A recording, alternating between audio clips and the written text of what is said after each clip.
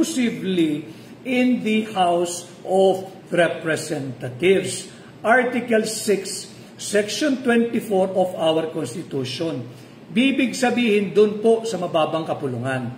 Pero meron po yung Bicameral Conference Committee. Yung Bicameral Conference Committee, meron pong delegasyon dyan ng Senado. Meron din pong delegasyon dyan ang House of Representatives.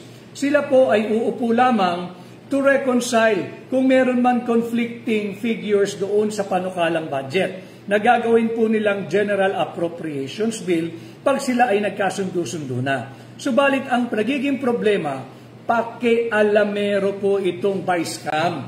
Wala pong authority ito na nagmumula sa ating saligang batas katulad ng autoridad ng House of Representatives na sa kanila lang magmumula ang lahat ng appropriations bill. Ano po ang nangyari nung yung nagdebate na ang mababang kapulungan at yung Senado?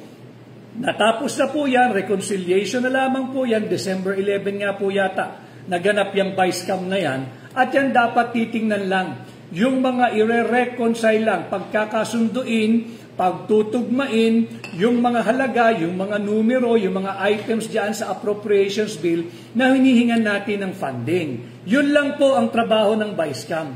Subalit nung dumaan sa Vice-Cam, nitong December 11, 2024, nagbago po yung itsura ng panukalang budget.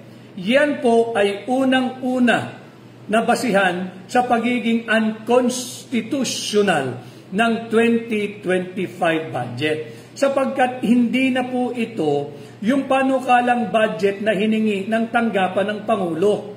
Hindi na po ito yung linalaman ng President's Budget Message. Hindi na po ito yung linalaman ng National Expenditure Program. At lalong hindi na rin po ito ang linalaman at pagkukuhaan ng pondo na naayon sa tinatawag nating budget expenditures and sources of funding. Bawal po ito, unconstitutional po itong ginawa ng Vice-Cam. Kay Edison Monsayak, may mga vlogger po, Attorney Vic, palusot nila, draft lang daw po yung ipinakita ni Pangulong Digong. Edison Monsayak, alam po ninyo, wag natin kausapin yung mga vlogger na hindi ho naiintindihan yung kanilang binablog. Ito po, pinapakita ko sa inyo, pirmado. At binanggit ko na po sa inyo yung constitutional basis kung bakit sa House of Representatives nagmumula ang lahat ng appropriations bill. Bukod po rito, may next page po ito. Para sabihin talaga natin na walang fake news. Pasensya na ho kayo. Ipakita na natin lahat. Ayan po yan. Para ho nakikita ninyo, dahil labanan natin, sabi ng gobyerno, labanan ng fake news, labanan natin. Pakita natin yung mga dokumento. Ito po yan. At public document po ito, hindi po pwedeng sabihin ito'y confidential document. Paano confidential? Budget ng Republika ng Pilipinas to. Lahat po ng Pilipino ay dapat makisali sa usaping ito. At ito po yung kanyang third page. Para lang makita ninyo, dahil dapat ituwid natin yung mali ng Malacanang. Sinubo nila yung mga mambabatas dapat yung mambabatas ang sumagot Total, tinawag ninyong fake news. Eto ho yung totoong kopya. At bisitahin po ninyo yung rules ng House of Representatives noong 19th Congress.